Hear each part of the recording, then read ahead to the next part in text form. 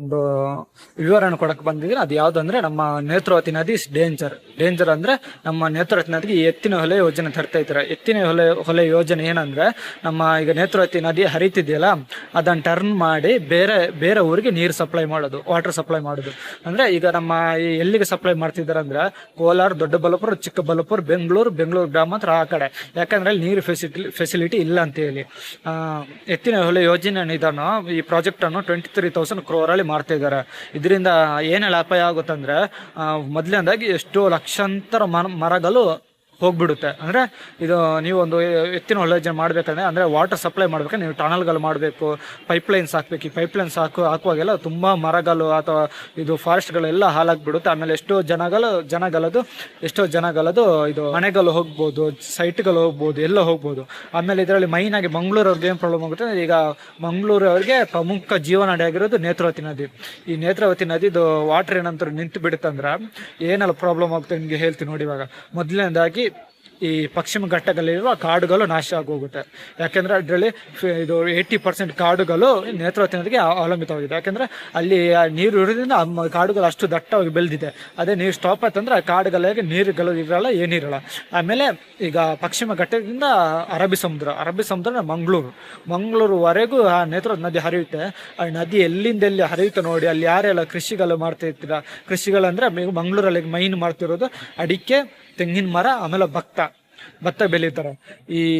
ಈ ನದಿ ಪಕ್ಕದಲ್ಲಿ ಯಾರೆಲ್ಲ ಬೆಳಿತೀವಿ ಇವರಿಗೆಲ್ಲ ಕಂಪ್ಲೀಟ್ ಲಾಸ್ ಆಗ್ಬಿಡುತ್ತೆ. ನಮ್ಮ ಕಡೆ ಇದು ತೆಂಗು, ಅಡಿಕೆ, ಭತ್ತ ಇದನ್ನ ಮೂಲ ಆಧಾರಿತವಾಗಿ ಕೃಷಿಯಾಗಿ ಬೆಳೀತಾರೆ.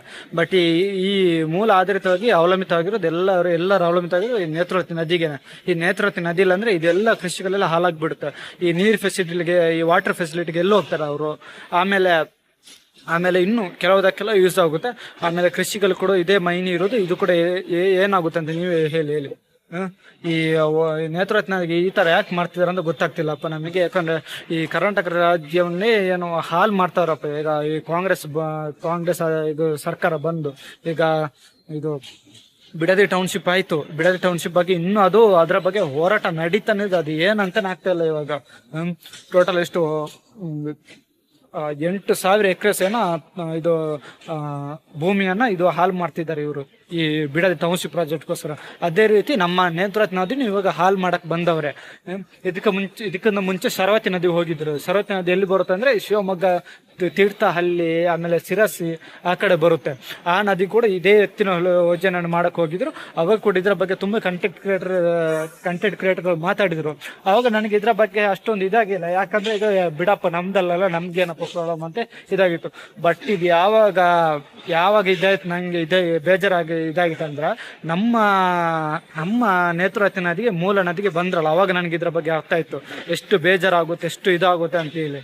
ಯಾಕಂದ್ರೆ ಇವಾಗ ಪಕ್ಕದ ಮನೆ ಬೆಂಕಿ ಬಿದ್ರೆ ಗೊತ್ತಾಗಲ್ಲ, ನಮ್ಮ ಮನೆಗೆ ಬೆಂಕಿ ಬಿದ್ರೆ ಗೊತ್ತಾಗೋದು. ಅದೇ ರೀತಿ ಇಲ್ಲಿ ಕೂಡ ಆಗ್ತಿರೋದು. ಯಾಕೆ ನೋಡಿ, ಆ ಶರಾವತಿ ನದಿಗೆ ಎತ್ತಿನ ಯೋಜನೆ ಮಾಡ್ಬೇಕಂತ ಬಂದಾಗ ನಾವು ಯಾರು ಧ್ವನಿ ಎತ್ತಿಲ್ಲ, ಏನಿಲ್ಲ.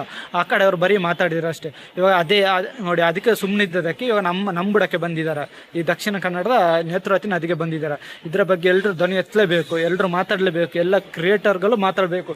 ಇದು ಮಂಗಳೂರು ಸೈಡ್ ಇರೋ ಕ್ರಿಯೇಟರ್ಗಳ ಮಾತ್ರ ಅಲ್ಲ, ಇದು ಈಗ ಎಲ್ಲ ಕರ್ನಾಟಕ ಪ್ರತಿಯೊಂದು ಮೂಲೆಯಲ್ಲಿ ಮಾತಾಡಲೇಬೇಕು. ಯಾಕಂದ್ರೆ ನೋಡಿ, ಈಗ ಮಂಗಳೂರಿಗೆ ತುಂಬಾ ಜನ ಟ್ರಕ್ಕಿಂಗ್ ಬರ್ತಾರೆ, ಟೂರಿಂಗ್ ಬರ್ತಾರೆ.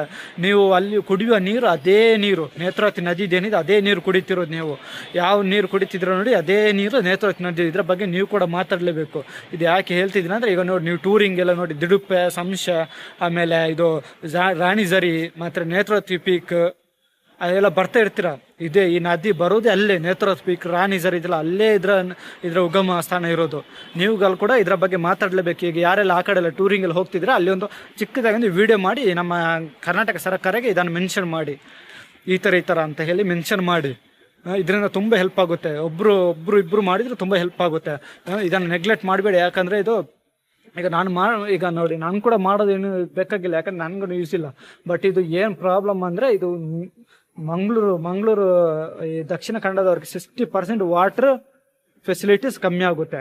ಯಾಕಂದ್ರೆ 60% ಇದು ಇದಾಗಿರೋದು ಮಂಗಳೂರು ಕಡೆನೆ. ಬಟ್ ಇದ್ರ ಬಗ್ಗೆ ಮಾತಾಡ್ಲೇಬೇಕು.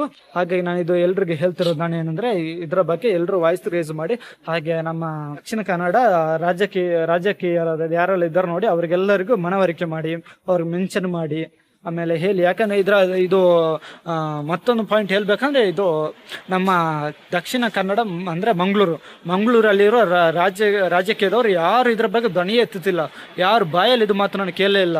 ನೇತ್ರಾವತಿ ನದಿ ನೋಡಿ ಎಲ್ಲೆಲ್ಲ ಹೋಗುತ್ತೆ ಗೊತ್ತಾ ನಿಮಗೆ? ನೇತ್ರಾವತಿ ನದಿ ನೋಡಿ ಮೈನ್ ಆಗಿ ಬರೋದು ದುಡುಪೆಯಿಂದಾಗಿ ಬರುತ್ತೆ, ಆಮೇಲೆ ಇದು ಮುಂಡಾಜೆ ಬರುತ್ತೆ, ಆಮೇಲೆ ಉಜಿರೆ ಬರುತ್ತೆ, ಉಜಿರೆ ಆದ್ಮೇಲೆ ಧರ್ಮಸ್ಥಳ ಬರುತ್ತೆ, ಧರ್ಮಸ್ಥಳ